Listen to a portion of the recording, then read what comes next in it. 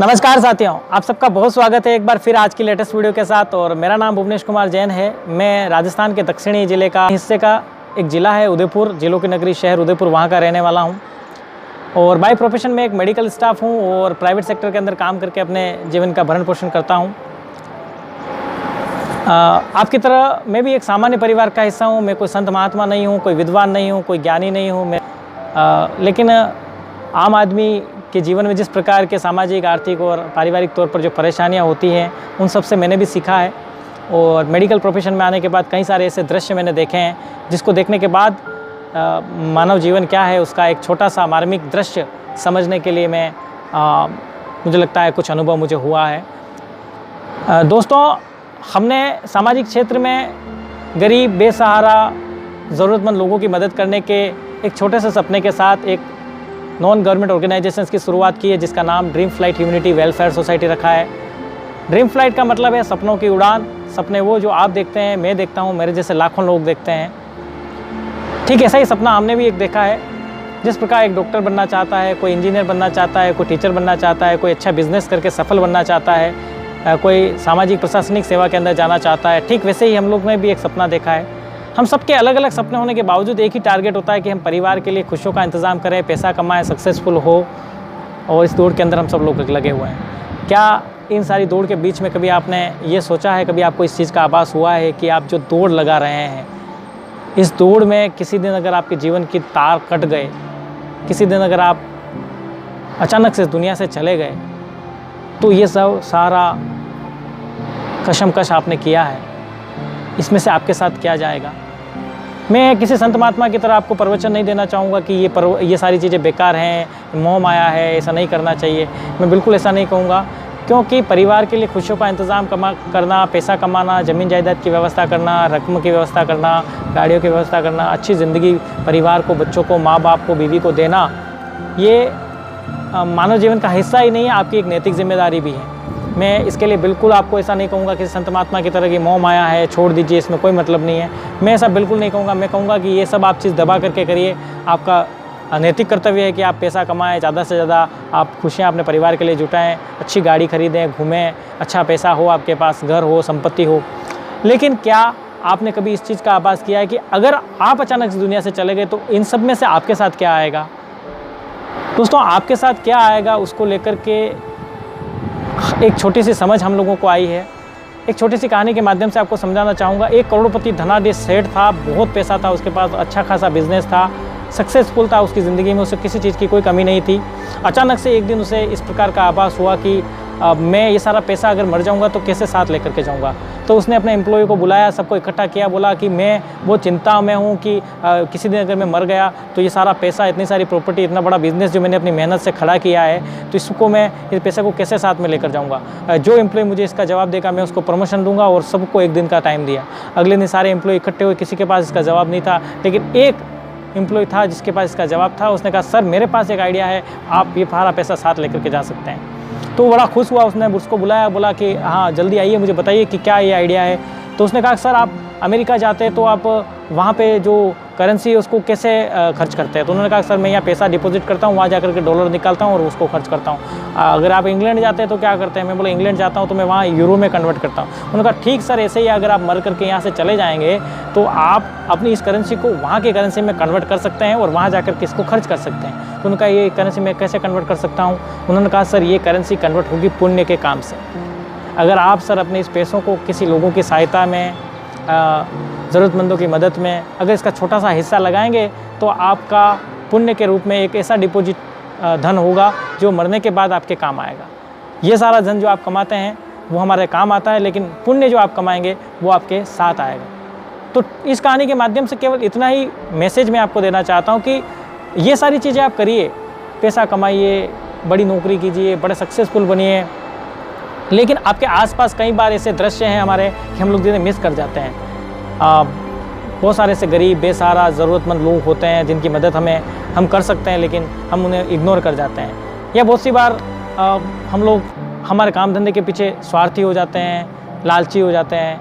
बहुत सी बार कुछ मिलता है तो अहंकारी भी हो जाते हैं और फिर इसका एक अच्छा सा एक्सक्यूज़ भी देते हैं कि सबका अपना अपना भाग्य है। लेकिन ईश्वर ने आपको सक्सेसफुल बनाया है, अगर आपके पास अच्छा खासा पैसा है, अच्छे खासा धंधा है, अच्छा खासा काम है, अच्छा खासा आप जीवन जीते हैं, तो आपकी एक नैतिक जिम्मेदारी है कि आप अपनी ज़िंदगी का एक छोटा सा हिस्सा, मैं पैसों के रूप में नहीं बोलूँगा, अपने शरीर का, अपने समय का, अपने पैसों का एक छोटा सा हिस्सा आप ऐसे ज़रूरतमंद लोगों की मदद के लिए कंट्रीब्यूट कर सकते हैं जिन्हें मदद की ज़रूरत है। आप सबका छोटा छोटा हिस्सा बहुत सारे लोगों की बड़ी मदद कर सकता है।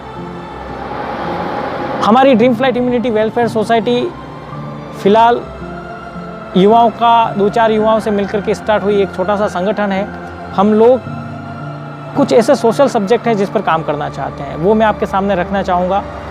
सबसे पहला हमारा टारगेट है एजुकेशन के सेक्टर पर हम काम करना चाहते हैं।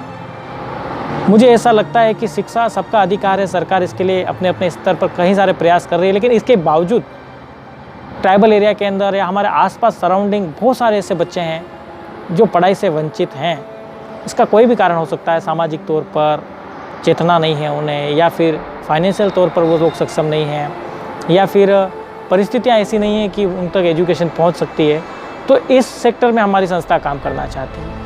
ऐसे बच्चे जिनके सर पर माँ बाप का हाथ नहीं है, उनके पिताजी का देहांत हो चुका है, माँ अकेली है, लोगों के घरों में काम करके जीवन का गुजारा करती है, वो अपने बच्चों को पढ़ा नहीं पा रही है, तो ऐसे लोगों को हम आइडेंटिफाई करके उनको स्टडी मटेरियल प्रोवाइड कराना, फीस प्रोवाइड कराना, स्कूल ड्रेसेस प्रोवाइड कराना, किस प्रकार से उनका रजिस्ट्रेशन स्कूल के अंदर हो सके, उस तरह के हम लोग काम करना चाहते हैं।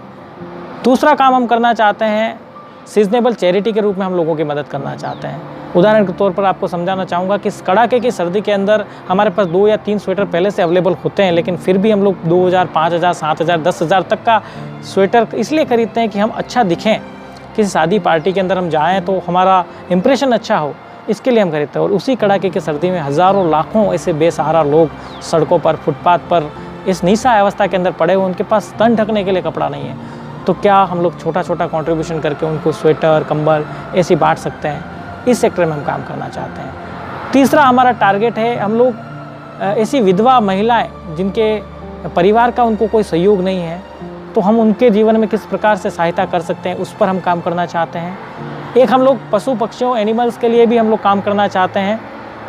जैसे गर्मी के अंदर बहुत सारे ऐसे पशु पक्षी हैं जिन्हें पानी का प्रॉब्लम रहता है, तो उनके लिए दाना पानी की व्यवस्था किस प्रकार से कर सकते हैं, तो ये हम लोग एक सामाजिक आंदोलन के द्वारा ये काम करना चाहते हैं। इसके अलावा एक ट्राइबल एरिया के अंदर मेडिकल, हॉस्पिटलिटी और हेल्थ के सेक्टर में हमारी संस्था काम करना चाहती है, जिसमें कई सारे ऐसे लोग हैं जो किसी गंभीर बीमारी से पीड़ित हैं और उनकी अप्रोच नहीं है किसी हॉस्पिटल तक, वो आ नहीं सकते, उनके पास पैसा नहीं है, या फिर उनको ज़्यादा उसके बारे में नॉलेज नहीं है, वो परेशान हैं। तो हमारी संस्था किस प्रकार से उनकी हेल्थ के सेक्टर में सहायता कर सकती है, कहीं मेडिकल कैंप लगा के, या फिर ऐसे पेशेंट्स को आइडेंटिफाई करके किसी एनजीओ, कॉरपोरेट या फिर किसी सरकारी अस्पताल तक उनकी पहुंच को सुनिश्चित कर पाएँ, इस सेक्टर में हम लोग काम करना चाहते हैं। तो 5 मोटे मोटे ये हमारे टारगेट्स हैं, हम इस पर काम करना चाहते हैं। कैसे कर पाएंगे, कितना कर पाएंगे, इसके लिए हमारे पास कोई टारगेट नहीं है कि इतना करना ही करना है, लेकिन हम चाहते हैं कि इस पर काम करें। तो मेरे इस वीडियो के माध्यम से समाज के जहाँ पर भी मेरा ये हिस्सा, ये वीडियो पहुँचे, यूट्यूब पर, फेसबुक पर, इंस्टाग्राम पर, ट्विटर पर, कहीं पर भी, और वहाँ से अगर कोई युवा, कोई बड़ा अपना सहयोग, अपना प्रेम, अपना आशीर्वाद हमें देना चाहता है, पैसों के रूप में ही सहयोग हो, ये कोई ज़रूरी नहीं है। ये सारा काम करने के लिए हमें सभी पावर की ज़रूरत है। हमें मैन पावर भी चाहिए, हमें मनी पावर भी चाहिए, हमें मेंटल पावर भी चाहिए, हमें मार्गदर्शन भी चाहिए कि हमें किस प्रकार से इसको क्रियान्वित करना है, और हमें मैन पावर भी चाहिए कि हम लोग किस प्रकार से स्टडी करेंगे, किस प्रकार से आपके आसपास के लोगों को आप लोग हम तक पहुंचाएं कि यहाँ इस प्रकार के बच्चे हैं, इन्हें मदद की ज़रूरत है, तो हम लोग उसमें कैसा कंट्रीब्यूट कर सकते हैं। फिर वहाँ तक कितना हमें मटेरियल चाहिए, उसके लिए कितना कॉस्ट बैठेगा, कितने अमाउंट की हमें ज़रूरत होगी, उस हिसाब से हमें मनी पावर की भी ज़रूरत पड़ेगी। तो ये सोशल सर्विस के काम में हम लोग अपने जीवन को कंट्रीब्यूट करना चाहते हैं। मेरी आप सबसे रिक्वेस्ट है कि आप अपनी ज़िंदगी में बहुत पैसा कमाइए, बहुत आगे बढ़िए, बहुत सक्सेसफुल होइए, लेकिन अपनी ज़िंदगी का छोटा सा हिस्सा, मैं ये नहीं कहता कि आप हमें 1000 रुपये दे दीजिए, 5000 दे दीजिए, लाख दे दीजिए, 1 करोड़ दे दीजिए, इतना पैसा नहीं चाहिए हमें। हमारे लिए कुछ नहीं चाहिए, हमारे पास ईश्वर की कृपा से सब है, जो है उसमें हम खुश हैं, हमारी ज़रूरतें कम हैं, और आगे भी जो ज़रूरत होगी ईश्वर हमें देगा, उस पर हमें पूरा विश्वास है। लेकिन हम लोग इस सामाजिक संगठन को आगे बढ़ाना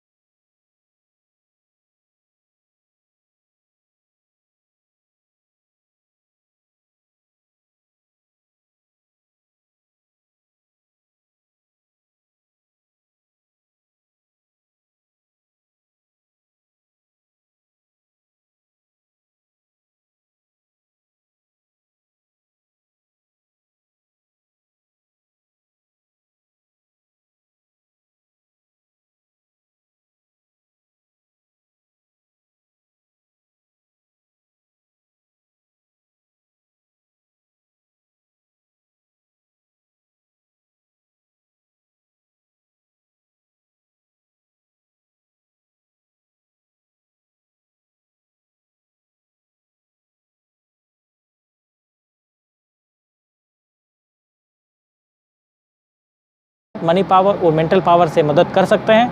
संस्थान से जुड़ने के लिए आपके स्क्रीन पर जो नंबर व्हाट्सएप का जो दिख रहा है उस पर आप मैसेज कर सकते हैं। संस्थान की ईमेल आईडी का उपयोग कर सकते हैं। संस्थान की ईमेल आईडी dreamflight2021@com पर आप संपर्क कर सके संस्थान के सदस्य बन सकते हैं। संस्थान की प्रक्रिया आवेदन करने के बाद आपको एक संस्थान का सदस्यता प्रमाण पत्र जारी किया जाएगा। उसके बाद आप संस्थान के एक्टिव सदस्य होंगे।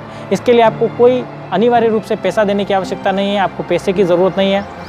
वो आपकी स्वेच्छा पर निर्भर करेगा कि आप सालाना कितना पैसा कंट्रीब्यूट करना चाहते हैं। जितनी आप उतना पैसा कंट्रीब्यूट करें जिससे आपकी आर्थिक स्थिति पर कोई फ़र्क ना पड़े। 500 रुपये हो सकता है, ये अमाउंट 1000 रुपये हो सकता है। आप साल के 500 या 1000 रुपये तो कम से कम ऐसे लोगों की मदद के लिए दे ही सकते हैं जिन्हें मदद की ज़रूरत है। और मिल करके हम लोग ये काम करना चाहते हैं। कोई भी भाई बहन अगर इससे जुड़ना चाहता है तो हमसे संपर्क कर सकता है।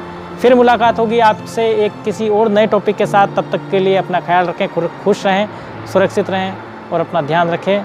और हमारे इस वीडियो को किसी भी प्लेटफॉर्म पर अगर आप देख रहे हैं, अगर आप यूट्यूब पर देख रहे हैं तो चैनल को सब्सक्राइब ज़रूर करें।